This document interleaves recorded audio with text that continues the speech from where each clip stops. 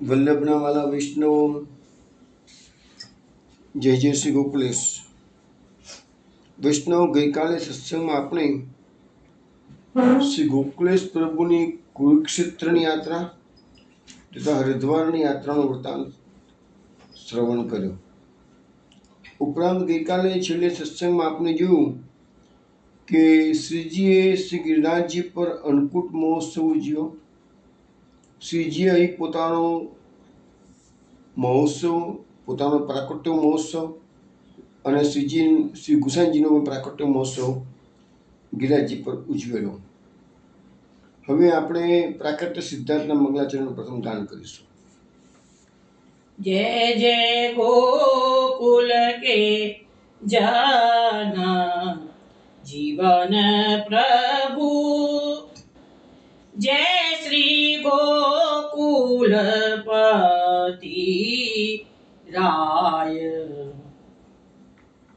जय जय श्री गोकुल प्रिय आत्मा, जय श्री गोकुल सुख दाय,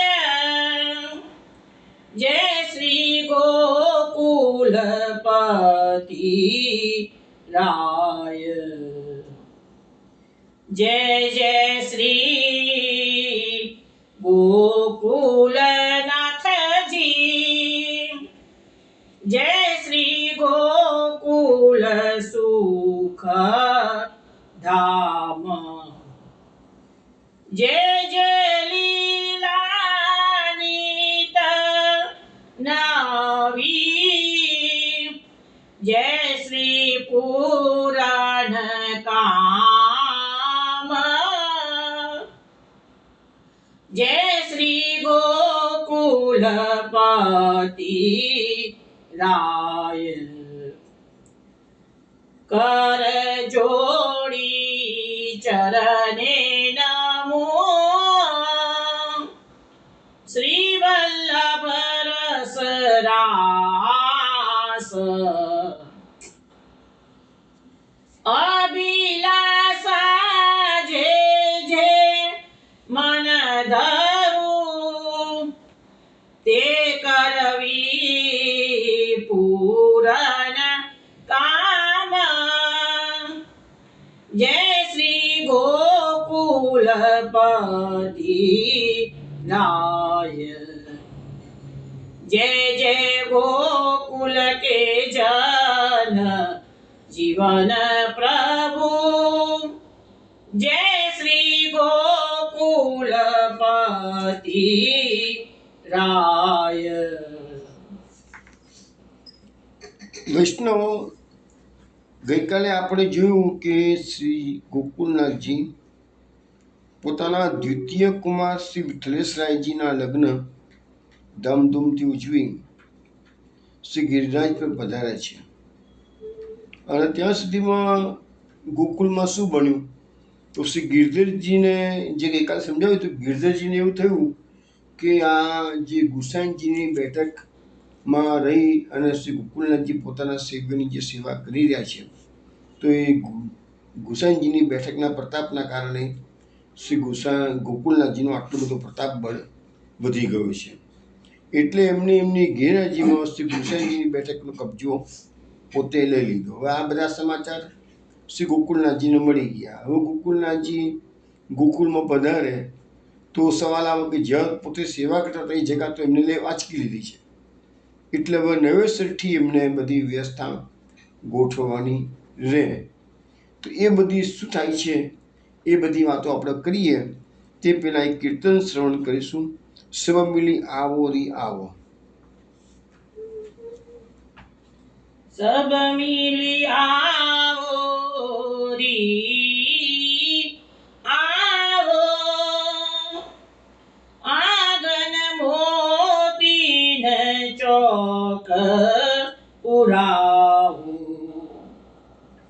यह उत्सव है आज हमारे,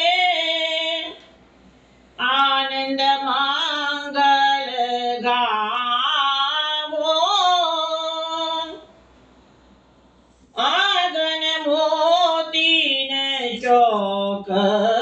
પુરાવો. ગોકુલનાથ જન્મ દિન આયો, નેનન નિરખો દિયો સિલાયો. વૃંદાવન મન આરતી કરી કરી, વલ્લભ લાળ લળાવો. આંગન મોતીને ચોક પુરાવો, સબ મિલિયાવો રી આવો. આંગન મોતીને ચોક પુરાવો. વૈષ્ણવ આ કીર્તન આપે બિલાવલ રાગમાં શ્રવણ કર્યું છે. ગઈકાલે આપણે છેલ્લે સત્સંગમાં જોયું તો ગિરિરાજજી પર શ્રી ગોકુલનાથજી પોતાનો પ્રાકટ્યોત્સવ ઉજવ્યો છે. તો એના સંદર્ભમાં આ વલ્લભદાસે આ કીર્તન ગાયું છે ઉત્સવનું ઉજવણીમાં.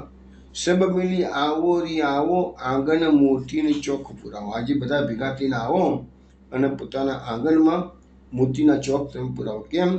યહ ઉત્સવે આજ અમારે આનંદ મંગલ ગાવો. આજે શ્રી ગોકુલનાથજીનો પ્રાકટ્યોત્સવ છે એટલે બધા આનંદ મંગલ ગાવો કે છે, આનંદથી મંગલ ગીતો ગાવો. શ્રી ગોકુલનાથ જન્મદિન આયો, નૈનન નિરખો હિયો સિરાવો. આજે ગોકુલનાથજીનો જન્મદિવસ છે. બધા વૈષ્ણવોને કીધું છે કે તમે બધા ભેગા થયા હવે તમે પોતાના આંખોથી એમના દર્શન કરી લો તો તમારા હૃદયને થોડી હૈયાને ટાળક થઈ શકે છે. વંદરાવન મન આરતી કરી કરી, વલ્લભ લાળ લડાવો. હવે એકચ્યુઅલી આ કીર્તન વંદરાવન દાસનું બનાવેલું છે. એટલે વંદરાવન દાસ કહે છે મારા મનમાં અનેક પ્રકારની આરતીઓ ઈચ્છાઓ હતી કે છે અને એ પ્રમાણે આજે હું શ્રી વલ્લભ લાલ એટલે ગોકુલનાથજીના લાલ લડાવું છું કે છે. તો આ પ્રાકટના બધાનું એક કીર્તન આપણે શ્રવણ કરી. હવે ગઈકાલે જે પ્રસંગો આપણે ચાલતા હતા એના અનુસંધાનમાં આપણે આગળ વાત કરીએ. શ્રી વિઠ્ઠલરાયજીના લગ્ન ખૂબ રંગેચંગે પાર પડ્યા. પછી શ્રી ગોકુલનાથજી રણધંભોરથી પાછા શ્રી ગિરિરાજજી પર પધારે છે. મહામહોત્સવની ઉજવણી કરી છે. શ્રી ગુસાઈજીનો ઉત્સવ પણ અહીં ઉજવ્યો છે. અહીંયા થોડો સમય ગોકુલનાથજી લગભગ મહિના જેટલો સમય રોકાયા છે. અહીંયા રહી ગોવિંદ કુંડે સ્નાન કરવા ક્યારેક પધારે, ક્યારેક પૂછડી પધારે, ક્યારેક કંઈ ગાયોને જલનું અસૌખ્ય હતું તેથી ઠાકોરજી અહીંયા કૂવો પણ ખોદાવેલો છે. કોઈ વખત ગોકુલનાથજી કદમખંડીમાં પધારે, કોઈ વખત હરજીની પોખરમાં પધારે, કોઈ વખત માનસી ગંગા પધારે, કોઈ વખત બિલચુકુંડ પધારે, કોઈ વખત ફૂલબાગમાં પધારે, કોઈ વખત ગાયોના વૃદ્ધ જોવા પધારે છે. એવી રીતે વૈષ્ણવોની સાથે જ વિંટરાયેલા અનેકવિધ લીલાઓ એમને અહીંયા એક મહિના દરમિયાન કરી અને શ્રીનાથજીના મંદિરમાં નિત્ય નવા નવા મનોરથ કરે છે. અને પછી એમને પોષ સુદમાં ફરીથી ગોકુળ પધારવાની ઈચ્છા વ્યક્ત કરી.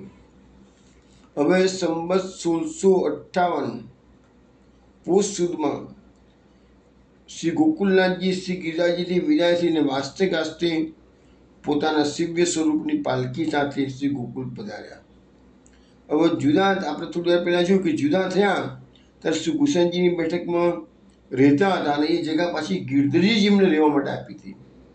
અને એ બેઠક તો એમની ગેરહાજરીમાં ગિરધરજીએ લઈ લીધી. કારણ કે આપણે થોડા પહેલાં જોયું ને કે એમને એવું માન્યું કે આ પ્રતાપવાડ જે ગોકુલનાથજીનો છે એ બેઠકનો છે એટલે એમને લઈ લીધી. તેથી ગોકુલનાથજી ગોકુલમાં પધાર્યા પછી લાડબાઈએ જે ઘર સમર્પણ કર્યું હતું એ મકાનમાં જરૂરી થોડા ફેરફારો કરાવી અને ત્યાં પછી ગોકુલનાથજી નિવાસ કર્યો. કારણ કે રહેવાનું ક્યાં અને અહીંયા નિત્ય નૂતન લીલાઓ બધી થઈ રહી છે. હવે વિક્રમ સંવત 1658ના મહાવદમાં નવું મંદિર બાંધવાનું મુહૂર્ત આવ્યું છે. યાદવેન્દ્રદાસ કુંભારે એમના પરિવારે એક રાતમાં સંપૂર્ણ મંદિરનો પાયો ખોદી નાખ્યો. જે અત્યારે આપણે મંદિર જઈએ છીએ ને એ મંદિરની વાત ચાલે છે.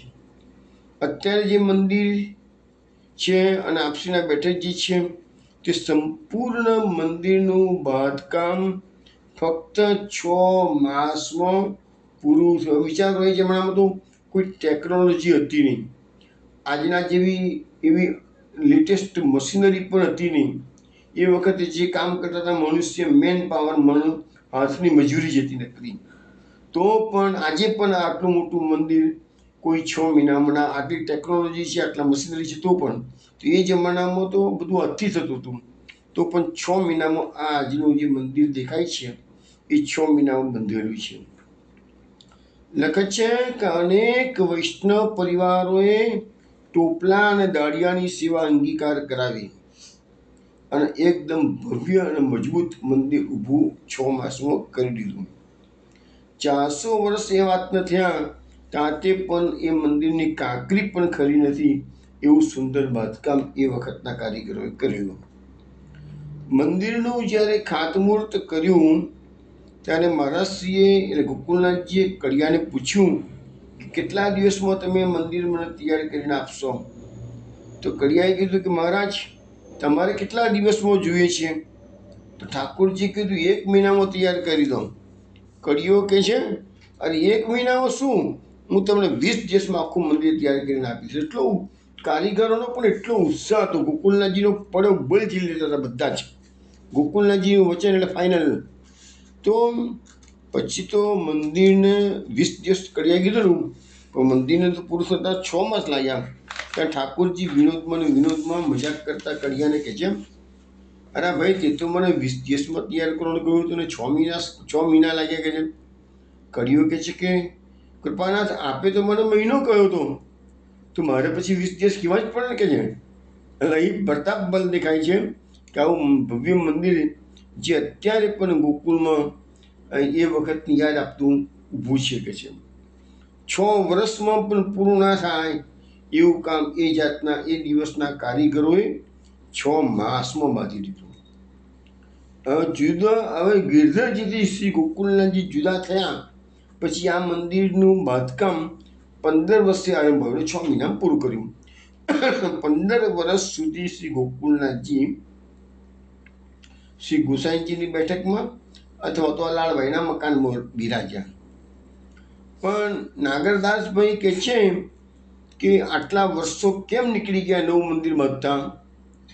તો સવાલ એ આવે છે કે શ્રી ગોકુળનાથજી અને ચાંપાબાઈની વચ્ચે કઈ જગ્યાએ મંદિર બંધાવવું એ માટે એક મત ન હતો.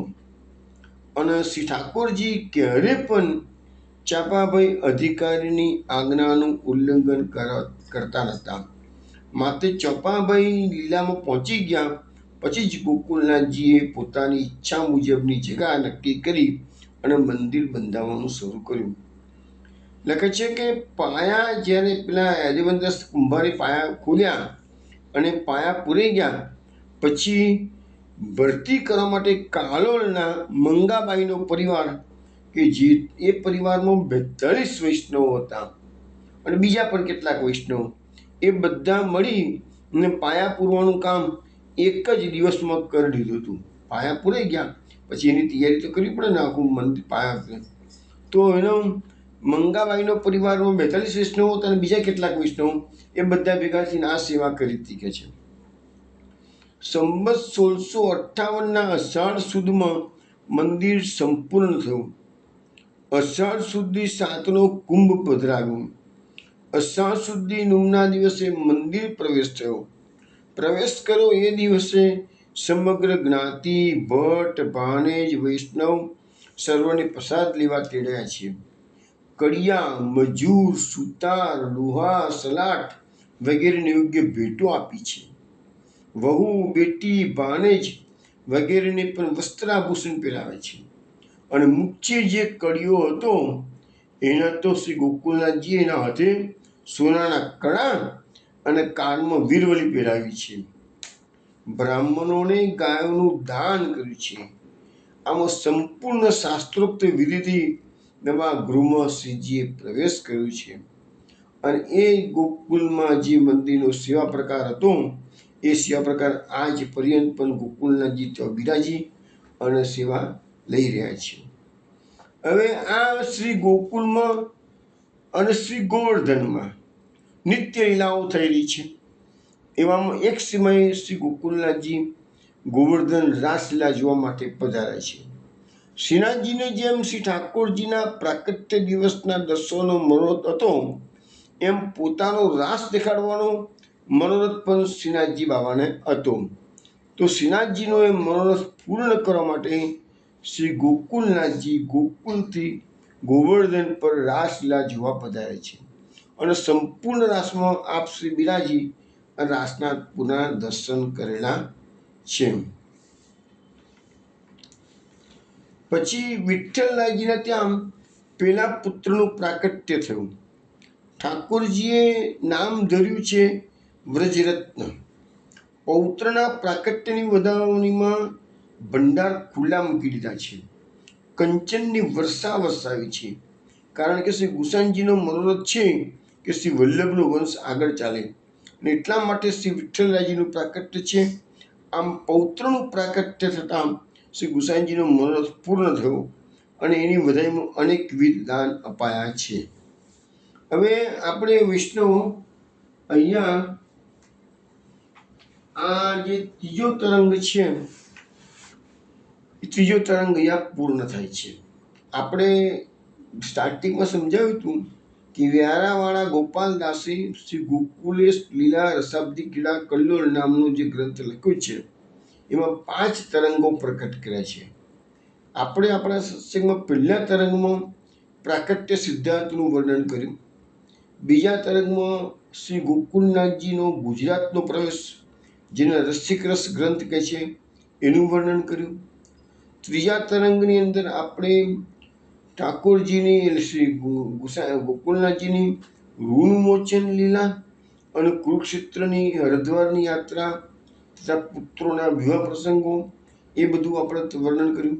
એમ કરીને અત્યાર સુધીમાં આપણે કુલ 3 તરંગોનું વર્ણન કર્યું છે. હવે આપણે ચોથો તરંગ જેને માલોદ્ધાર લીલા કહે છે, જે ગોકુલનાથજી આપણે જે ગાઈએ છીએ ને, ગોકુલનાથ બડે મહારાજ માલા તિલક કી રાખી રાજ, દિલ્હી પતિ કો પરચો દિયો, ભક્ત મનોરથ પૂર્ણ કિયો. તો એ જે માલા તિલકનું જે રક્ષણ કર્યું છે, નહીં તો એ રક્ષણ ના થયું હોત, પુષ્ટિમાર્ગ એ દિવસે પૂરો થઈ ગયો હોત.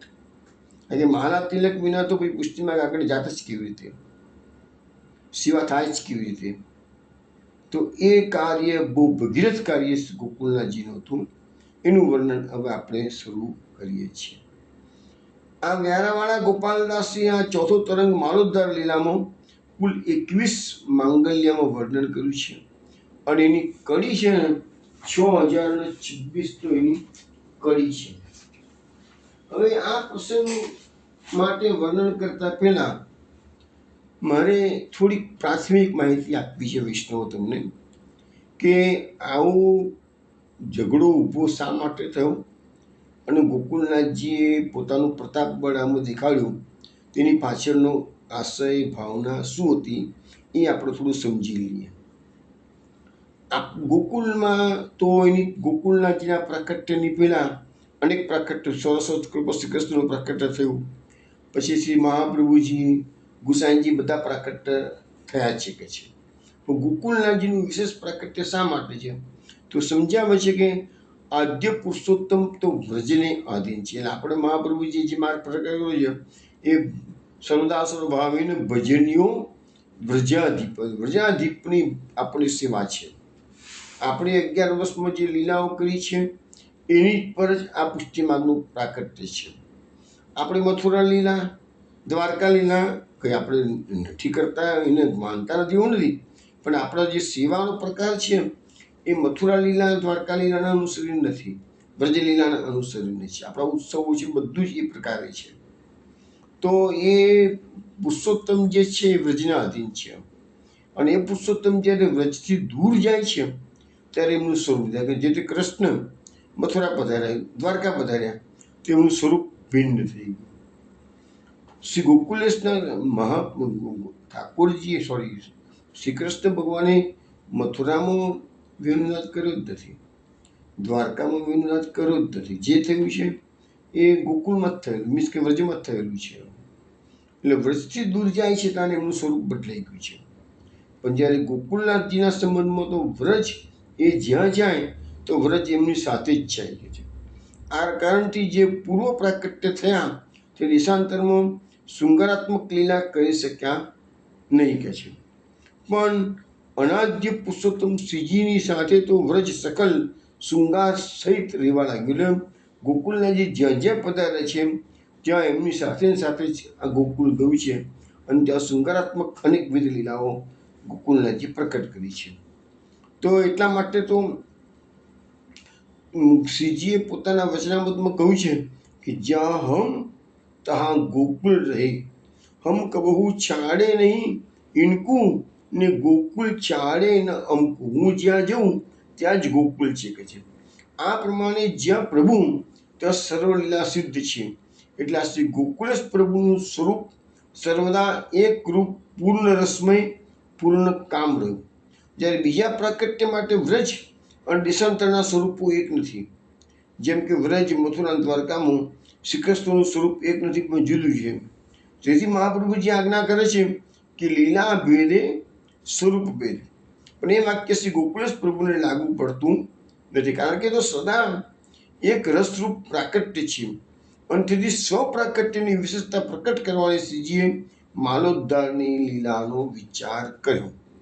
હવે આ લીલામાં ગોકુળનાથજીએ અનાર્ય દેશો કે જ્યાં શ્રી ગુસાઈજી જઈ શક્યા નથી, જ્યાં બ્રાહ્મણોને જવાની વેદોની મના છે, શ્રી આચાર્યજી પણ ત્યાં પધાર્યા નથી. અને આચાર્યજી અને ગુસાઈજી તો જે સરસ્વતી પણ ઓળંગી નથી. તો એવા જે અમુક હીનભાગી દેશો હતા એના દેવીજીઓને પોતાના પ્રાકટ્ય સમયમાં ગુસાઈજી કે મહાપ્રભુજી અંગીકાર કરી શક્યા નથી. તો એ ભક્તવત્સલ શ્રી ગોકુળેશ પ્રભુ એ બધા ભક્તોનો ઉદ્ધાર કરવા માટે એવા અનાર્ય દેશમાં પણ પધાર્યા છે કે છે. એ ભક્તાત્મા ધર્મરક્ષક પ્રભુએ સ્વઈચ્છાથી માલાનો મામલો ઊભો કર્યો. અને માલાનો મામલો જે ઊભો થયો છે એ પણ ગોકુળનાથજીની ઈચ્છા થયો છે. અને માલાના રક્ષણ અર્થે જ એમને એવા દેશોમાં પધારવાની જરૂર ઊભી થઈ. અને જેથી ત્યાંના રહેલા જે દેવીજીઓ છે એને હૃદય દાન આપ્યું છે. હવે વેદો તો બ્રાહ્મણોને સરસ્વતી નદી ઓળંગી આગળ જવાની મનાઈ કરે છે. આપણો માર્ગ છે ને એ વેદાતીત માર્ગ છે. સામાન્ય રીતે આપણો સનાતન સંપ્રદાય છે એ વેદોક્ત માર્ગ છે, પણ પુષ્ટિ માર્ગ છે એ વેદાતીત છે. સમજાવું કેવી રીતે? તો વેદો બ્રાહ્મણોને સરસ્વતી ઓળંગવાની ના પાડે છે અને મહાપ્રભુજી એ પણ ચરિત્રમાં આવે છે કે સરસ્વતી ઓળંગ્યા નથી. આચાર્યજી ગુસાઈજીએ પણ એ આજ્ઞાને વેદની આજ્ઞાને પાડી છે, પરંતુ શ્રીજીને એ ઓળંગ્યા વિના ચાલે એમ હતું નહીં. કારણ કે એ ન ઓળંગે તો ત્યાંના જે જીવો છે અંગીકાર કોણ કરી શકે છે? પણ જો પ્રભુ કોઈ પણ ખાસ કારણ ઉત્પન્ન કર્યા વગર એ દેશમાં જાય તો વેદ મર્યાદાનું ઉલ્લંઘન થયું કહેવાય. અને પોતે વેદ ધર્મ રક્ષક હોવાથી એ કરી શકાય નહીં. તેથી માલાના રક્ષણનું કારણ શ્રી ગોકુળનાથજી ઉત્પન્ન કર્યું. કારણ કે માલાનું રક્ષણ એ પુષ્ટિ ધર્મ છે અને સરસ્વતીનું ઉલ્લંઘન ન કરવું એ વૈદિક ધર્મ છે. પોતે તો પુષ્ટ પ્રાકટ્ય હોવાથી પહેલાં એ પુષ્ટિ ધર્મને વધારે પ્રાધાન્ય આપ્યું અને વૈદિક ધર્મને પ્રાધાન્ય આપતા નથી અને વૈદિક ધર્મને સાધારણ માની લીધું છે. તો ધર્મ સંકટના પ્રસંગમાં આવી રીતે પુષ્ટિ ધર્મ પેલો રાખો. એટલા માટે તો પરમાનંદાસજી પણ ગાયેલું છે ને કે પરમાનંદ વેદ સાગર કી મર્યાદા ગઈ તૂટ. ભલે ને વેદોની આજ્ઞાઓનું ઉલ્લંઘન થાય, પુષ્ટિ માર્ગ એનાથી ઉપરનો માર્ગ છે. એટલે મેં કીધું ને કે આ વેદોક્ત માર્ગ નથી પણ વેદાતીત માર્ગ છે. આપણે વેદોક્ત પુરુષોત્તમ નથી માનતા, પરંતુ વેદાતીત રસરૂપ પુરુષોત્તમનો આ પ્રાપ્ત કરવાનો આ માર્ગ છે કે છે. એટલે વૈદિક મર્યાદા ઉલ્લંઘનનો દોષ શ્રીજી ગોકુલનાથજીને આપી શકાય તેમ નથી. માળા એ વૈષ્ણવનું અધિદૈવિક રહસ્ય છે. કોઈ પણ વૈષ્ણવને જ્યારે પહેલું નામ દીક્ષા લે છે ત્યારે એને કંઠી બાંધવા કંઠી આપે છે મહારાજશ્રી. કંઠી ગળામાં ના હોય એ વૈષ્ણવ જ ન કહેવાય. કંઠી વિના કોઈ તમે સેવા ના કરી શકો. અને એક વખત વૈષ્ણવ કંઠી પહેરે છે પછી મરણ પર્યંત એના ગળામાંથી કંઠી, સાચા વૈષ્ણવ હોય તો મરણ પર્યંત એનાથી કંઠી એના ગળામાંથી નીકળે નહીં કે છે. તો એવા ભક્ત રક્ષક પ્રભુને આ માલાનું રક્ષણ કરવા માટે આ બધા હવે એમને શ્રમ લેવો પડ્યો છે. હવે ગોપાલદાસજી એમના જણાવે છે કે ગીતાજીમાં ભગવાને વચન આપેલું છે કે યદા યદા હિ ધર્મસ્ય ગ્લાનિર્ભવતિ ભારત અભ્યુત્થાનમ ધર્મસ્ય તદાત્માનમ સૃજામ્યહમ પરિત્રાણાય સાધુનામ વિનાશાય ચ દુષ્કૃતામ ધર્મ સંસ્થાપનાર્થાય સંભવામી યુગે યુગે. અર્જુન, જ્યારે જ્યારે ધર્મની હાનિ થાય છે અને અધર્મની ઉત્પત્તિ થાય છે ત્યારે ત્યારે હું અવતાર લઉં છું કે છે. સત્પુરુષોની રક્ષા કરવા માટે, દુષ્ટ લોકોનો નાશ કરવા માટે અને ધર્મનું સ્થાપન કરવા માટે હું દરેક યુગમાં પ્રકટ થાઉં છું. આ ભગવાને ગીતામાં ઓપન કહી દીધું છે કે મારો અવતાર જ્યારે જ્યારે બી ધર્મની હાનિ થાય છે અને સત્પુરુષનું રક્ષણ કરવા માટે મારા ભૂતલ પર આવવું પડે છે. હવે આ પ્રમાણે યુગે યુગે સાધુઓને દુઃખ થયું ત્યારે ભગવાને પોતાની અંશ કલા દ્વારા દુષ્ટોને અને ધર્મ સ્થાપન કર્યું છે. ભગવાનના 24 અવતારો શ્રીમદ ભાગવતમાં વર્ણન કરવામાં આવેલા છે. પરંતુ ગીતાજીમાં તો ભગવાને કીધું છે કે 24 અવતારો નથી, પરંતુ અનેક અનેક અવતાર. હે અર્જુન, તારા મારા અનેક અવતારો થઈ ગયા છે, જન્મ થઈ ગયા છે. એ બધા હું જાણું છું પણ તું જાણતો નથી, એવું ભગવાન ગીતામાં અર્જુનને કહે છે. એટલે ખાલી 24 અવતારો છે એવું એવા તો કેટલાય અવતારોની વાત આપણે સાંભળી છે કે જેમાં 24 અવતારોમાં પણ નામ આવતા નથી. બધા દાખલા કે કૃષ્ણની ગર્ભની વાતો આવે છે, ગજેન્દ્ર મોક્ષમાં હરિ અવતારની વાત આવે છે, તે બધા 24માં ક્યાં નામ આવે છે? નથી આવતા. એટલે ભગવાનના અવતારો 24 કરતાં વધારે છે.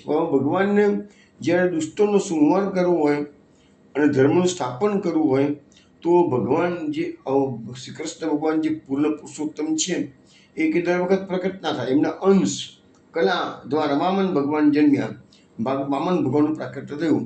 તો બલિને ખાલી બલિ પાસેથી રાજ લેવાનું હતું, ઇન્દ્ર આપવાનું તો આટલું જ કાર્ય હતું, બીજું કશું નહોતું. એટલા ખાતર જ પ્રકટ થયું એનું સ્વરૂપ. તો આ લીલા વિરોધી દુષ્ટ ચિદ્રૂપે માલાના બહાનાથી દ્રોહ કર્યો, ભક્તજનોને દુઃખી કર્યા. તેથી પોતાના સ્વરૂપ બલથી જહાંગીર જેવા પ્રબળ બાદશાહે પણ પરાક્રમ બતાવી. જહાંગીર જે વખતે બાદશાહ હતા અને એ બાદશાહનું તો હુકમની ઉલ્લંઘન કોઈ કરી શક્યા હતું નહીં. સીધું જ એ જમાનામાં તો જે બધા સુબાઓ હતા એની પાસે એટલી સત્તાઓ હતી કે બાદશાહના હુકમનું પાલન ન કરે એને સુબો તરત દેહાડ દંડની સજા આપી દીધો. આવો કપરા કાળમાં પણ શ્રી ગોકુલનાથજી પોતાના સ્વરૂપ બલથી પરાક્રમ બતાવીને માળા તિલકનું રક્ષણ કર્યું છે. હવે શ્રીજી પોતે શુદ્ધ રસાત્મક પૂર્ણ પુરુષોત્તમ છે. સ્વરૂપ બલથી સ્વજનોના રક્ષાધિકારી કરવા એ રસિકતાનો ખાસ ગુણ છે. માળા તિલક એ ભક્તના સૌભાગ્યનો શૃંગાર છે અને એ સૌભાગ્યના પોતે રસિક વર્તથી એમને પોતાના સામર્થ્યથી સૌભાગ્યની વૃદ્ધિ તેમ રક્ષણ કર્યા. તુલસી પોતે પણ ભક્તોને પ્રિય છે, સર્વ ભક્તોનું આધિદૈવિક સ્વરૂપ છે. તેથી પ્રેમ ધર્મ અનુસાર એની સ્વતઃ સ્વરૂપે રક્ષા કરી. માલાની રક્ષા કરી, ભક્ત માત્રની રક્ષા કરે છે એવું સૂચ્યું. અને ભવિષ્યમાં જે કોઈ એ ચરણને અનુસરશે તેનું રક્ષણ સ્વતઃ પ્રભુ કરશે, અંતરાય નડશે નહીં. અને જે કોઈ સ્વરૂપાશ્રિત છે તેનું પ્રભુ સ્વરૂપ બળે રક્ષણ કરશે. એટલે મહાપ્રભુ ગોકુલનાથજીએ માળાના તિલકનું રક્ષણ કર્યું છે, તો એ માળા તિલક આપણું પણ રક્ષણ કરશે. વળી ગોકુલપતિએ નિજ ઈચ્છાથી શ્રી આચાર્યજી પાસેથી માર્ગરૂપી નાવ તૈયાર કરાવ્યું. હવે અહીંયા જો સમજાવવામાં આવે છે કે ગોકુલનાથજીનું જે પ્રાકટ્ય છે એ આચાર્યજી મહાપ્રભુજીના પ્રાકટ્ય કરતાં પણ સર્વોપરી બતાવવામાં આવે છે. કેમ? તો ગોકુલનાથજીએ જ આચાર્યજીને કહ્યું કે જાઓ ભૂતલ પર અને આ માર્ગ પ્રકટ કરો, અને પુષ્ટિ માર્ગનું નાવ તૈયાર કર્યું. એ સર્વ સમાજ આપણા પુષ્ટિ ભક્તો છે એ નાવમાં બેઠા. હવે એ નાવમાં તો બેઠા, પણ તો ચિત્રરૂપનો ઉત્પાત રૂપે પ્રબળ વંટોળિયો આવ્યો, અને પંટોળિયાની અંદર તો નાવ આલમદોલમ થવા મળી. પછી ત્યાં આગળ તોય બી ગમે તેમ કરીને હંકારતા આગળ જતા હતા, તો રસ્તામાં તો બાદશાહ જહાંગીર બાદશાહનો ખડક રૂપે સામે આવીને ઉભા રહ્યા. તો આ વંટાળિયાની શપથ હતી, આ નાવ પુષ્ટિ નાવ ખડક સાથે અથડાઈને ભાગી જતા તૈયારીમાં હતી. તો એ નાવને બચાવવા માટે શ્રી ગોકુલનાથજીનું પ્રકટ થયું. શ્રીજી વિના બીજું કોઈ સમર્થ હતું નહીં. તેથી શ્રી ગોકુલનાથજીએ પોતાના સ્વરૂપ વડે એ પુષ્ટિ નાવને ડૂબતા બચાવ્યું. માણા તિલકની રક્ષા દ્વારા માર્ગની રક્ષા કરી. ભક્ત નહીં તો એ દિવસમાં આ પુષ્ટિ માર્ગ પૂરો થઈ ગયો હોત, અને ભક્તજનો અન્ય માર્ગોનું અનુકરણ કરતા આપણા બાપ દાદાઓ થઈ ગયા હોત. એ વખતના જે ભક્તજનો હતો એ બધા ભક્તો પછી શું છે કે ભાઈ માળા તિલક રહ્યું નહીં તો સેવા ના આવી શકે, અને પછી જગણે માળા તિલક વગરના જે બીજા ધર્મો હોય, જે ત્રિપુંડ ધારણ કરવાના છે, ધનુઈ ધારણ કરવાની છે, કે એ બધા જે કરવાના હોય રુદ્રાક્ષની માળા, તો એ બધા માર્ગોનું અનુસરણ કરતા લોકો થઈ ગયા હોત. પણ ધર્મના રક્ષણ માટે ગૃહાદિક સર્વ રિદ્ધિનો ત્યાગ કરી સોરમવાસ કર્યો, અને એ દ્વારા સ્વજનોને બતાવી આપ્યું કે અલૌકિક માટે લૌકિક સર્વસ્વ છોડતા ડરવું નહીં. અલૌકિક હિત માટે લૌકિકનો સદ્ય ત્યાગ કરવો, અને સર્વસ્વ વળી સર્વસ્વ રહી, એ ભાવના એમને ચરિતાર્થ કરીને બતાવી. તો અત્યારે મેં તમને વૈષ્ણવ આ એક ટૂંકામાં માળા તિલકનો પ્રસંગ હવે ઊભો થાય છે, એનું વર્ણન તો નવું જ છે, આપણે એક એક વસ્તુ જોઈશું, પણ તમને સમજાવવાનો પ્રયત્ન કરો કે માળા તિલકનો પ્રશ્ન ઉપસ્થિત કેમ થયો, અને ગોકુલનાથજીએ રક્ષણ કેવી રીતે કર્યું છે એનું સિદ્ધાંતિક રજૂઆત કરી. હવે એનું આપણું કથાનક તરફ આપણે જઈએ, પણ એ કથાનક શરૂ કરીએ એની પહેલાં આપણે એક દોડપદ શ્રવણ કરીશું. આજ અચાનક આનંદ રૂપી ઉદય થયો છે ભાન જો, મારે મંદિરે પધાર્યા શ્રી ગોકુલનાથજી. બેની તારા ભાગ્યતનો નહીં પાર જો, સુંદર વર પામ્યા શ્રી ગોકુલનાથજી. ટાળ્યા વાલે જન્મ જન્મના દુઃખ જો, નામ સમર્પણ આપીને પાવન કર્યા. ખડ સુકાને સિંચન કરવા આસ જો, અધરામૃત આપીને સહુ સિંચન કર્યા. અંગ તપે છે સ્પર્શ કરવા આસ જો, ચરણામૃત આપીને સહુ પાવન કર્યા જો. ઘણા દિવસના વાલાના વિયોગ જો સખી, આજ થયો છે નયનાનો મેલાવડો. શ્રી ગોકુલ ઇન્દુ પ્રગટ્યા પૂરણ બ્રહ્મ જો સુખ સાગરમાં મહારસની વર્ષા કરી નવ પલ્લવ થઈ બાલાજીની સૃષ્ટિ જો બેવું કરણે અમૃત રસ સિંચન કર્યા તમ સુવાલા પૂર્વ જન્મની પ્રીત જો મુને આનું કરવા બની ઠનીને આવ્યા પહેરો સૈયર શોભિતા શણગાર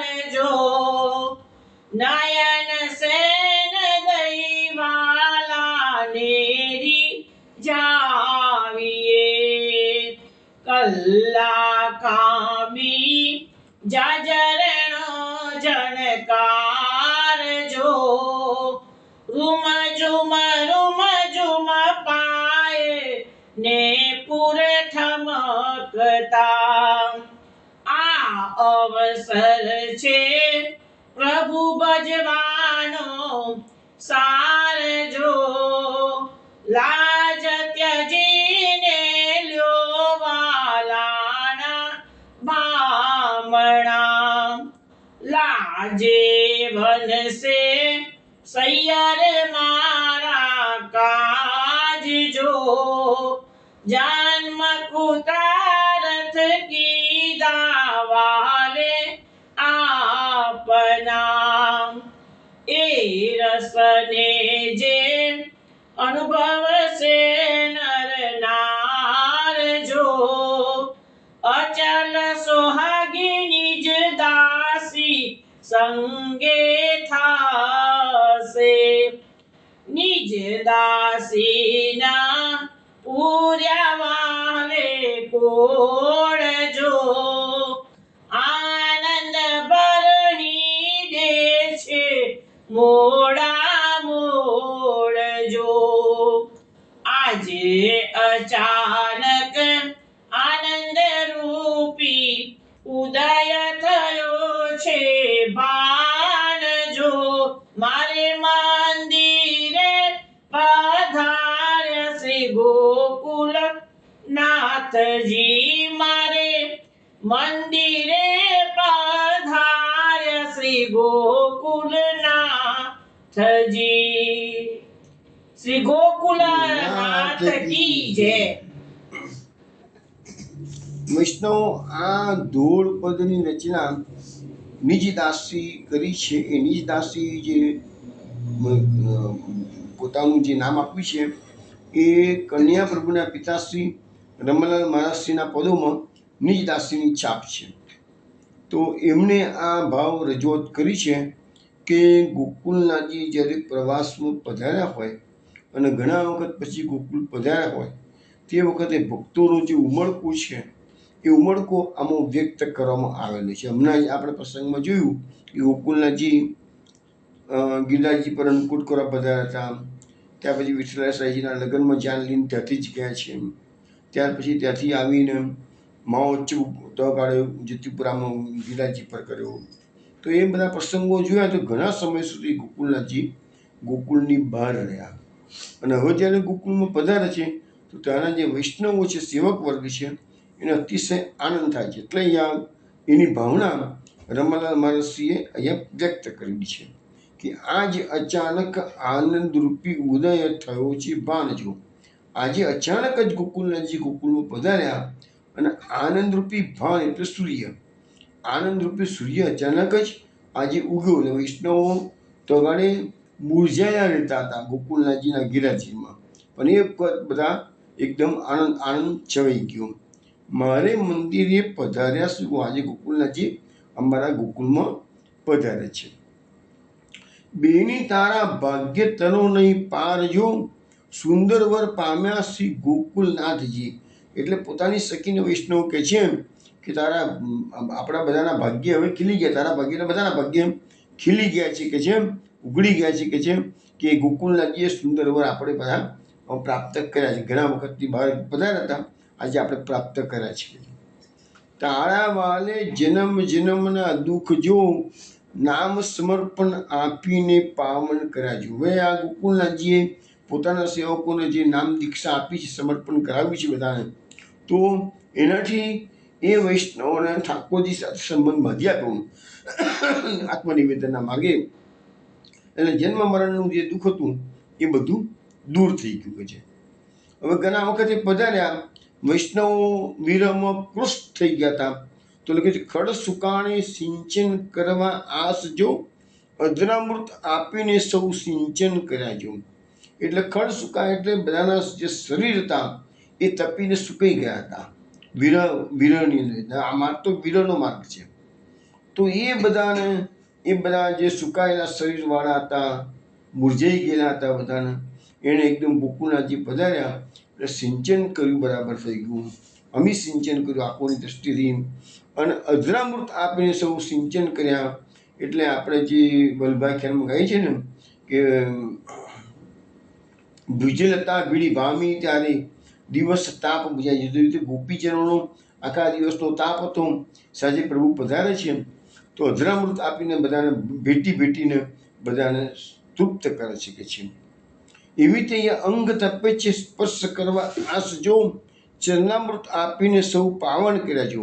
હવે બધા ગોકુળવાસીઓનું અંગ તપી રહ્યું હતું, ઘણા દિવસનો વિરહ હતો, એટલે તો એ બધાને એમ થયું ગોકુળનાથજી પધારે ક્યારે અને અમે ચરણ સ્પર્શ કરીએ ક્યારે. અને એ બધાના ઘણા વખત પછી ગોકુળનાથજી ગોકુળમાં પધાર્યા અને ચરણામૃત બધાને આપીને બધાને પાવન કર્યા છે.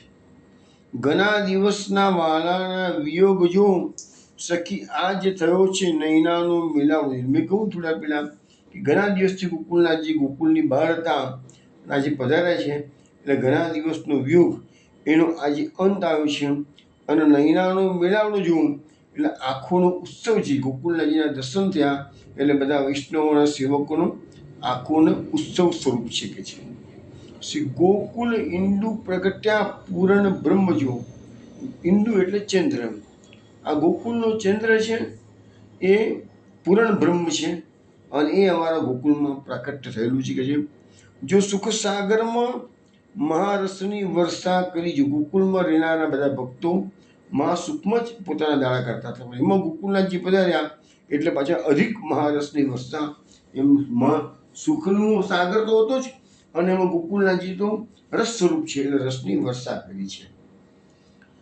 નવ પલ્લવ થઈ વાલાજીની સૃષ્ટિ જો બેઉ કરણે અમૃત રસ સિંચન કર્યા જો. એટલે આજે ગોકુળનાથજીની જે સૃષ્ટિ ગોકુળમાં હતી એ બધી અત્યારે ગોકુળનાથજીના પધારવાથી એકદમ નવ પલ્લવિત થઈ ગઈ છે. અને ગોકુળનાથજીએ પોતાના બંને હાથે ઉલેચી અને અમૃત રસનું સિંચન પોતાની સૃષ્ટિને કર્યું છે.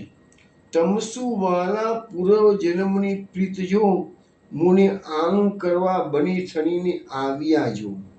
હવે વૈષ્ણવો કે છે કે અમારી તમારી જે જન્મ સંબંધ છે એ તો પૂર્વ જન્મનો સંબંધ છે કે છે. કારણ કે આપણે ખબર છે ને કે આ મહેદ બધા જે ભગવતીઓ છે મહેદ, એ બધા ભગવાનની જે લીલાના ધામમાંથી જ અહીંયા ગોકુળનાથજીની સાથે જ એમની સૃષ્ટિ પર પધારી છે. આપણે બધી વાતો કરીએ, કૃપા શક્તિ, ઈચ્છા શક્તિ, જ્ઞાન શક્તિ, આનંદ શક્તિ, પ્રભુતા શક્તિ, આ બધી શક્તિઓ પણ અહીંયા એના બધા મહેદ કે છે. એ મહેદ ભગવતીઓ પણ એ બધા અહીંયા પધારે છે એમની સૃષ્ટિમાં. તો એને અહીંયા લખ્યું છે એ બધા મહેદોને યાદ છે કે પોતાની પૂર્વ જન્મની પ્રીત આપણે બધા ક્યારેક જોઈશું તો દરેકના તત્વ ગોકુળનાથજીનું પ્રાકટ્ય લગભગ 89 વર્ષ સુધી ભૂતલ પર, પણ બધા જે એમના ભક્તો જે છે એમને એટલા બધું તત્વ જન્મ સુધી ગોકુળનાથજીની લીલામાં સહભાગી થવા માટે પધારે છે. તો એ પૂર્વ જન્મની પ્રીત બધાને યાદ છે કે અમે પૂર્વ જન્મમાં ગોકુળનાથજી સાથે લીલામાં અમારું આ સ્વરૂપ હતું. મુને આનું કરવા બની ઠરીને આવ્યા છે. એટલે જેવી રીતે પેલો વરરાજા કન્યાને લેવા માટે આવે, આનું કરવાનું કહે, એ ભાવ અહીંયા લેવામાં આવે છે. એટલે ગોકુળનાથજી ભૂતળ પર પધારે છે અને પોતાના ભક્તો છૂટા પડે છે એને આનું કરીને લેવા માટે પધારે છે. બહેરો સૈયરો શોભતા શણગારજો, નયન શ્યાન દઈ વાલાની રીઝાવી. જેવા બધી સખીઓને કે છે બધા અવનવા શણગાર ધારણ કરો કે છે અને આપણે આંખના ઈશારાથી કે છે આપણે ગોકુળનાથજીને આનંદ પમાડી શકે છે. કલ્લા કાબી ઝાંઝરનો જમકાર જો, રૂમઝુમ પાયે નિપુર ટમકતા જો. એટલે બધા જે પગના ચરણના ઘરેણા છે ને પહેર્યા હોય અને ઝાંઝરા હોય એનો રૂમઝુમ રૂમઝુમ અવાજ આવે નિપુરનો, એની વાત અહીંયા કરવામાં આવે છે.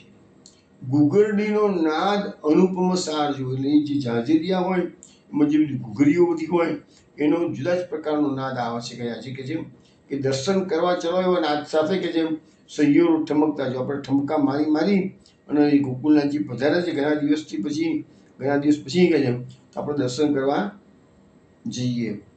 આ અવસર છે પ્રભુ ભજવાનો સાર જો, લાજ તેજીને લ્યો વાલાના બ્રાહ્મણા જો. હવે આ આપણને અવસર ગોકુળમાં મળ્યો છે ગોકુળનાથજીના સાનિધ્યમાં, તો પ્રભુને ભજવાનું જો સાર છે એ પ્રભુને ભજી લો કે છે. અને લાજ તેજીની લ્યો વાલાના બ્રાહ્મણા જેવા આપણે બધી લોકલજ્જાનો ત્યાગ કરી અને એમના ઓવારણા લઈએ. લાજે વંશે સૈયર મારા કાજ જો, જન્મ કૃતાર્થ કીધા વાલે આપણા જો. હવે આપણા જે ઘરકામ આપણે કરીએ છીએ એને છોડી અને આજે આપણે ગોકુળનાથજી પાસે આવે છીએ એટલે આપણું જે બીજું બધું કામ છે ને એ લજી મસ્ત કે છે અમારી કિંમત નથી કરતા અને ગોકુળનાથજી પાસે બધા દોડી જાય છે કે છે તો એ અમારા ઘરના જે કામકાજ છે એને લજ્જા આવશે કે છે અત્યારે તો કે છે કે જન્મ કૃતાર્થ કીધા વાલે આપણા જો. અને ગોકુળનાથજી આપણો આ જન્મ કૃતાર્થ કરી દીધો છે. એ રસને જે અનુભવશે નર નાર જો, અચલ સુહાગી નિજદાસી સંગે તસે જો. હવે આ ગોકુળના ભક્તોનો જે રસ અનુભવ્યો છે નરનારીઓએ, જે કોઈ વૈષ્ણવોએ, તો અહીંયા નિજદાસી એટલે કે રમણલાલ મહારાજથી કે છે એ બધા અચલ સુહાગી થશે કે છે અને અમારા સંગે એ ગોકુળ રમણલાલ મહારાજથી પણ એ સુજાતી સમાજ કે છે એ પ્રમાણે એ પણ પૂર્ણ પુરુષોત્તમનું પ્રાકટ્ય છે. અને ગોકુળનાથજીની જે લીલાઓ પ્રકટ થઈ હતી એને વધારે પ્રકાશ કરવા માટે રમણલાલ મહારાજનું પ્રાકટ્ય છે. નિજ દાસીના પૂર્યા વાલને કોળ જો, આનંદભર હંડે છે મોડા મોડ જો. નિજ દાસી એટલે કે રમણલાલ મહારાજશ્રી એ કહે છે મારા પણ ગોકુળનાથજી બધા કોળ એટલે ઈચ્છા પૂર્ણ કરી છે અને આનંદભર હિંડે છે, હું પણ એમની સાથે સાથે આનંદભર ફરી રહ્યો છું કે છે, હિંડી રહ્યો છું, ચાલી રહ્યો છું કે છે. તો વૈષ્ણવ આપણે આ એક બહુ જાણીતું પદ છે. આજે અચાનક આનંદ ઉદય થયો છે બાળજો આપણે એનું રસપાન કરી. હવે આપણે માલોદ્ધાર લીલામાં પ્રવેશ કરીએ છીએ.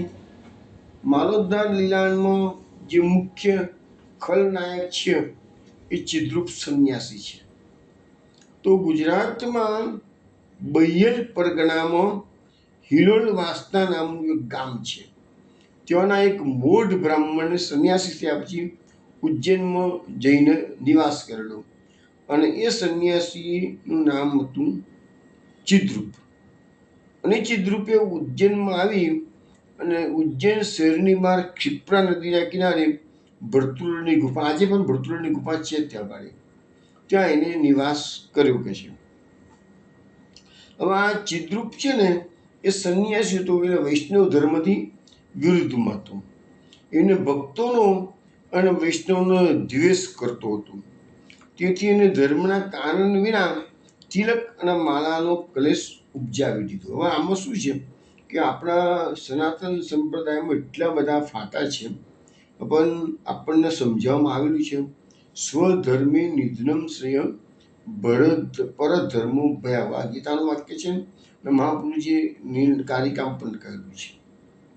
એટલે શું છે કે દરેક માણસને પોતાનો ધર્મ આચરણ કરવો જોઈએ, પણ પોતાનો ધર્મ આચરણ કરવા જતાં બીજાનો ધર્મ નીચો છે એવું જે તમે કહેવામાં આપતા હો તો એ આપણી મોટી ભૂલ થઈ જાય. એના માટે એનો ધર્મ શ્રેષ્ઠ, આપણા માટે આપણો ધર્મ. શંકર સંપ્રદાય છે એ લોકો જનોઈ ધારણ કરતા હોય કે રુદ્રાક્ષ ધારણ કરતા હોય, ટીપુન ધારણ કરતા હોય, કંઈ ખોટું નથી, પણ એમના માટે એ શ્રેષ્ઠ. ને આપણે વૈષ્ણવ છીએ એટલે આપણા માટે રુદ્રાક્ષ અને ત્રિપુન ન ચાલે, આપણા માટે તુલસીની માળા અને તિલક. તો એમના માટે એ અનુકૂળ ના આવે, એમના માટે. પણ એનો અર્થ એવો નથી કે એ શંકરપંથીઓ વૈષ્ણવ ધર્મની નિંદા કરે કે વૈષ્ણવ ધર્મવાળા શંકરપંથીની નિંદા કરે, એ ના ચાલે. કારણ કે આપણા શાસ્ત્રોમાં સ્પષ્ટ કરેલું છે, પરધર્મો ભયાવહ. તમારો તમારો ધર્મ કરો, અમે અમારો ધર્મ કરીએ છીએ. એવી રીતે વૈષ્ણવ સંપ્રદાયમાં પણ કેટલા બધા ફાટા છે. તો દરેકે દરેક આચાર્યોએ પોતપોતાના સેવકો માટે જે જે રસ્તા બતાવે છે એ પ્રકારે ફોલો કરવાના હોય. પણ એનો અર્થ એવો નહીં કરવાનો ક્યારેય બી એક શ્રેષ્ઠ છે ને બીજા અધમ કક્ષાના છે, નિમ્ન કક્ષાના છે. ના, એવું નથી. બધા પોતપોતાની રીતે શ્રેષ્ઠ છે. પણ અહીંયા ઝઘડા ક્યાં થાય છે કે જ્યારે બીજાને ઉતારી પાડવાની વાત આવે છે ત્યારે ઝઘડા ઊભા થાય છે કે છે. હવે એક બનાવ એવો બન્યો, આ બાની શરૂઆત કેવી થઈ એ આપણે જોઈએ છીએ. એક સમયે શ્રીજીના જે સેવકો હતા, ગોપાલ પંડ્યા અને મચ્છીઓ વાસ, એ પોતાનું બંનેનું વતન હતું વિસનગર. અને કોઈક પ્રસંગે એ લોકોને ઉજ્જૈન જવાનો ઉપસ્થિત થયો. તો દૈવગે આ ચિદ્રૂપની નજર આ બંનેના ઉપર પડી ગઈ. અને બંને જણા તો વિષ્ણવ હતા, કંઠમાં તુલસીની માળા હતી, કપાળમાં તિલક હતું. એટલે એ જોઈ અને ચિદ્રૂપ ગિરનારો એને મચ્છિયા વ્યાસને અહંકારથી પૂછ્યું, અલા બ્રાહ્મણ થઈને તે માળા કેમ પહેરી છે? શુદ્ધ બ્રાહ્મણ તો માળા પહેરે જ નહીં. મેથી મને લાગે છે કે તું બ્રાહ્મણ નથી પણ ગરોડો હોઈ શકે છે. એના પ્રત્યુત્તરમાં મચ્છિયા વ્યાસે કહ્યું, તુલસીની માળાની નિંદા કરનાર તું જરૂર કોઈ ચાંડાલ જ લાગે છે કે છે. ખરો સંન્યાસી તો તુલસીની માળા ધારણ કરનાર વૈષ્ણવની તો શું, પણ કોઈની પણ નિંદા કરીને. હકીકતમાં વાત આ છે કે કોઈની નિંદા કરવી જોઈએ નહીં. શ્રીમદ ભાગવતના સપ્તમ સ્કંદનો શ્લોક એમણે પછી મચ્છિયા વ્યાસે પેલા સમજાવ્યું. શું કહે છે? વિપ્રા દ્વિસદગુણ યુતા અરવિંદ નાભ પાદારવિંદ મુખાત સપચમ વરિષ્ઠમ. આ શ્લોક ભાગવતમાં 7મા સ્કંદમાં 9મા અધ્યાયમાં 10મો શ્લોક છે. એમાં એવું કહેવામાં આવે છે કે શાસ્ત્રોમાં કહેલા 12 ધર્મ સહિત જો બ્રાહ્મણ હોય, 12 ધર્મ બતાવવામાં આવે છે, એની સાથે એ બ્રાહ્મણ હોય પણ એ ભગવાનના ચરણારવિંદથી વિમુખ હોય તો એના કરતાં તો ચાંડાલ કે જે ભગવાનનું ભજન કરતો હોય એ શ્રેષ્ઠ છે. તો એ ભાગવતમાં એવા બીજા પણ શ્લોકો છે કે ભક્તિ કરનાર ચાંડાલ ચારે વેદનું જ્ઞાન ધરાવનાર બ્રાહ્મણ કરતાં પણ એ ચાંડાલને ભાગવતમાં શ્રેષ્ઠ કહેવામાં આવેલું છે. કેમ કે ભક્તિ ચડિયાતી છે, વિદ્વત્તા ચડિયાતી નથી. એમ આ પ્રમાણે મચ્છિયા વ્યાસે કીધું કે જો તું સંન્યાસી છે તો પણ ભગવાનને અતિપ્રિય એવી તુલસીની માળાની તું નિંદા કરે છે, તેથી તું ભગવાનથી વિમુખ છે. અને તેથી તારા કરતાં ભગવાનનો ભક્ત ચાંડાલ હોય એ વધારે સારો કહેવાય. સંન્યાસી કરતાં અહીંયા પેલાને મરચા લાગે ને એવું જરા મચ્છિયા વ્યાસે કહ્યું કે છે. મચ્છિયા વ્યાસનો આવો તિરસ્કારયુક્ત જવાબ સાંભળ્યો એટલે ચિદ્રૂપે વૈષ્ણવ પ્રત્યેનો રોષ એનો જે હતો પહેલેથી રોષ, એ રોષ વધી ગયો. અને એને પછી તરત જ પ્રતિજ્ઞા કરી કીધું, હું તમારા જેવાઓની માલા ઉતરાવું નહીં તો મારું નામ ચિદ્રૂપ નહીં. બસ હવે આ શરૂઆત અહીંયાથી થઈ ગઈ ઝઘડાની. ચિદ્રૂપને પહેલાં એ બરાબરનું ખખડાવી નાખ્યું કે માલા ઉતરાવવાની, માલાનો તિરસ્કાર તું કરું છું તો એ તારા માટે યોગ્ય નથી કે છે. તો એને જે મરચા લાગે છે. અને આમે સંન્યાસીઓમાં શું છે કે થોડો અહંકાર વિશેષ હોય છે. જે ત્યાગ કરતા હોય છે ને એ લોકોમાં થોડોક અહંકાર આવી જતો હોય છે. અને ધર્મના પાયામાં તો અહંકારનું સ્થાન છે જ નહીં. એટલે પુષ્ટિ માર્ગમાં મહાપ્રભુજીએ દીનતાને પ્રાથમિકતા બહુ આપેલી છે. હવે શું બને છે કે સંવત 1672, હવે આ સંવત 1672 આવી, બરાબર છે. આપણે જે પ્રસંગ જોયો ગોકુલનાથજીનો, જે નવું ઘર તૈયાર કર્યું, મંદિર નવું તૈયાર કર્યું ગોકુલમાં, એ સંવત હતી 1658. 1658માં નવા મંદિરમાં ગૃહ પ્રવેશ થયો ત્યારથી માંડીને આ ચિદ્રૂપનો પ્રસંગ આવ્યો એ 1672માં આવ્યો. ડેટ મીન્સ કે 58થી 72 સુધી, એટલે નિયરલી બીજા 14-15 વર્ષનો ગાળો એમ આવી ગયો. એ 14 વર્ષ 15 વર્ષના ગાળા દરમિયાન ગોકુલનાથજી ગોકુળમાં જ રહ્યા છે, બહાર પધાર્યા નથી. અને રૂટીનમાં જે પ્રકારે સેવા પ્રકાર ચાલે એમ વચનામૃત ચાલે છે એ પ્રમાણે બધું કર્યું છે. એટલે એ 14-15 વર્ષના ગાળામાં કોઈ વિશિષ્ટ ઘટના બની હોય એવો કોઈ ઉલ્લેખ આપણા સાહિત્યમાં જોવા મળતો નથી. અને એના પછી આ માળા તિલકનો પ્રસંગ પતે, સોરમજીનો પ્રસંગ પતે, પછી ગોકુળવાસ તાજો થઈ જાય, ત્યાંથી માંડીને પછી છેક પાછી એમનું આસુર વ્યામોલના થાય ત્યાં સુધીનો પણ લગભગ બીજો 18 વર્ષનો ગાળો છે. એ દરમિયાનની પણ કોઈ લીલાઓ પ્રકટ શાસ્ત્રમાં એમના સાહિત્યમાં જોવા મળતી નથી. પણ જે કંઈ બી જોવા મળે છે એનું વર્ણન આપણે સત્સંગમાં કરતા રહીશું.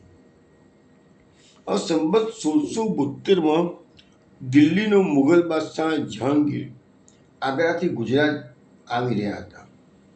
જે દાહોદ અને ઝાલોદના વનોમાં જે હાથીનો શિકાર કરવાની ઈચ્છાથી આ બાદશાહ ગુજરાત આવી રહ્યો હતો. બાદશાહની જોડે થોડાક રજપૂતો પણ હતા અને ચિદ્રૂપ એ રજપૂતોના સંપર્કમાં હતો. અને ચિદ્રૂપના આસુરી મંત્ર, આ ચિદ્રૂપ હોય ને બધા તાંત્રિક વિદ્યાવાળા હોય, અને તાંત્રિક વિદ્યાઓ હોય ને એ સામેવાળાને થોડીક અમુક મંત્રો હોય. આજે પણ તમને કહું એવી તંત્ર વિદ્યા જણનારા લોકો છે, નથી એવું નથી. અમે લોકો કૈલાસ માનસ યાત્રા કરવા ગયા ને તો અમારા સાથે આશ્રમના 2 ગુરુ શિષ્ય આવેલા અમારા સાથે, આસામમાંથી. ગુવાહાટીથી 2 ગુરુ શિષ્ય આવેલા હતા. એકનું નામ હતું ગોસ્વામી, બીજા નામ શર્મા. પણ બંને જણા બહુ તાંત્રિક વિદ્યા જાણતા હતા. તો અમને નો ડાઉટ એ લોકો બહુ પવિત્ર બ્રાહ્મણ હતા. પણ એમને કહેતા હતા કે આ ઇલેક્શન આવે ને કે છે ત્યાં અમારી પાસે તો કે પોલિટિશિયન આવે કે સામેવાળાને અચ્યુતમ કિસ્સમ કરી નાખો ને તમને 1 કરોડ રૂપિયા આપી દેશે કે છે. તો અમે કંઈ ના પાડી, એ બધું અમારું કામ નથી કે છે. પણ તંત્ર વિદ્યા એ લોકો પાસે ખૂબ સારી જ્ઞાન હતું એવું એમના વાતચીત પરથી મને ખ્યાલ આવે. પણ બહુ પવિત્ર માણસો હતા, એટલી તો અમે 32 દિવસ સાથે રહ્યા છીએ એટલે ખ્યાલ આવી ગયેલો હતો. તો કહેવાનો મતલબ કે આજે પણ એ તાંત્રિક વિદ્યા જાણનારા લોકો છે. પણ એ તાંત્રિક વિદ્યા છે ને એ આ સાચો ધર્મ નથી. એ બધું છે ને ટાઈમ બિંગ બીજાને આજી નાખવાના નુસ્ખા છે બધા. તો અહીંયા આપણા ચિદ્રૂપ પાસે પણ થોડી આસુરી મંત્રો હતા બધા, અને એના કારણે એ રાજપૂતોનું કેટલું કામ કરતો હતો. તો ચિદ્રૂપની માગણી પરથી એ બાદશાહની સવારી ઉજ્જૈન તરફ વળી. એટલે પછી પેલા રાજપૂતોએ બાદશાહને કીધું કે આપણે ઉજ્જૈન બાજુ થઈને જઈએ કે છે, તો અહીંયા એક ચમત્કારી સાધુ રહે છે કે છે. એટલે ગુજરાતમાં આવવાના હતા, ઉજ્જૈન તરફ વળી ગયા લોકો. અને ઉજ્જૈનમાં એક ગુફામાં એક પરાક્રમી સાધુને જેવું સાધુને બાદશાહને કીધું અને ભારે ચમત્કાર કરી બતાવે છે. એ સાંભળીને બાદશાહે ઉજ્જૈનનો માર્ગ પકડ્યો અને નગરની પાસે આવતા રજપૂતો બાદશાહને સંન્યાસીની ગુફામાં લઈ ગયા.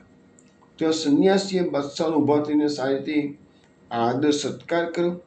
પછી બાદશાહે એની સાથે કેટલીક વાતચીત કરી અને બાદશાહે કુતૂહલતાથી એને કીધું કે મહારાજ કોઈ ચમત્કાર બતાવો કે છે. એ પ્રત્યે સંન્યાસીએ પોતાના આસુર મંત્રોનો આરાધનાના બળથી પ્રયોગ કર્યો અને ગુફામાં એટલો બધો પ્રકાશ, જે ગુફામાં અંધારા જેવું જ હતું, સાધારણ પ્રસંગ હતો, પણ એને આસુરી મંત્રોનો પ્રયોગ કર્યો અને તો ગુફામાં પ્રકાશ દેખાડ્યો. તો બાદશાહ અને એના માણસોની આંખોમાં જળજળિયા આવી ગયા, બધા અંજાઈ ગયા કે છે.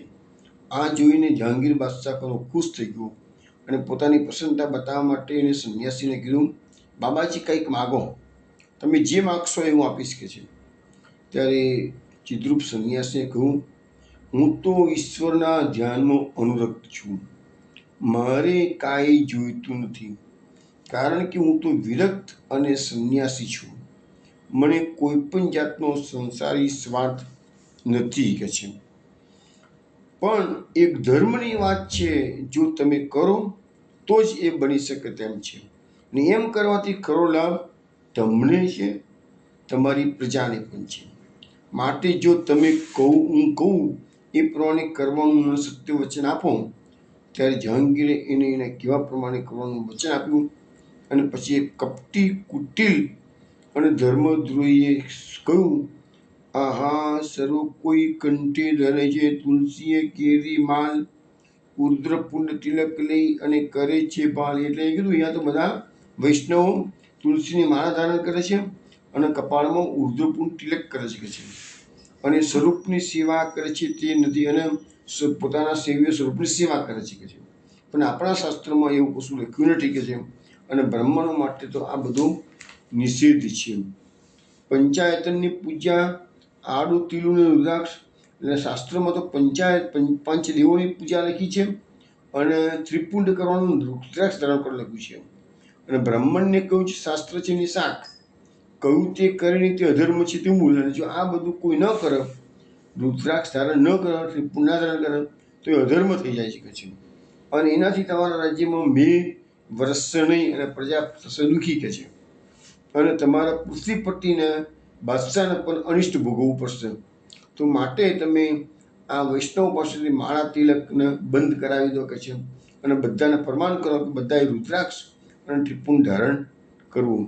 તો આ પ્રમાણે સંન્યાસીની આ પ્રકારની વાત સાંભળીને બાદશાહની વાતોમાં આવી ગયો કે ભાઈ ખાચો ધર્મ તો આ જ છે, વૈષ્ણવનો ધર્મ તો ખોટો છે કે છે.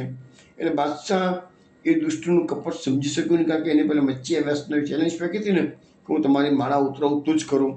એ કપટ એ બાદશાહને ખબર પડી નહીં ગઈ. સર્વ હકીકત સાચી માની એને પોતાના રાજ્યના સગડા દેશોમાં હુકમ લખીને મોકલી દીધો કે મારી તમામ પ્રજાએ તુલસીની માળા પહેરવી નહીં અને ઊભું તિલક કરવું નહીં. અને આવો હુકમ કરીને જહાંગીર પછી ઉજ્જૈનથી ગુજરાત માટે આવે છે. હવે જહાંગીરના હુકમની વાત જોતામાં આખા દેશમાં ફેલાઈ ગઈ. આસફ ખાન નામના જહાંગીરના એક મંત્રીએ શ્રીજીને પણ આ હુકમની ખબર આપી, અને એના પ્રત્યુત્તરમાં શ્રીજી એ વખતે તો શાંત રહ્યા. એટલે શ્રીજીને સમાચાર મળી ગયા કે બહુ મોટો ઉપદ્રવ હવે આવી રહ્યો છે. વૈષ્ણવો એ બધા ઉપદ્રવની વાત આગળ શું થાય છે એ કાલ રાત્રે આપણે 8 વાગે મળીશું, ત્યારે એના ઉપદ્રવની વાત વિશેષ કરીશું. ત્યાં સુધી જય શ્રી ગોકુલેશ.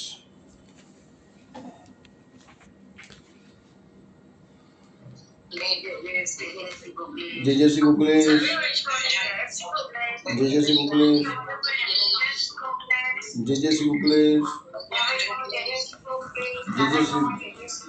જય શ્રી ગોકુલેશ.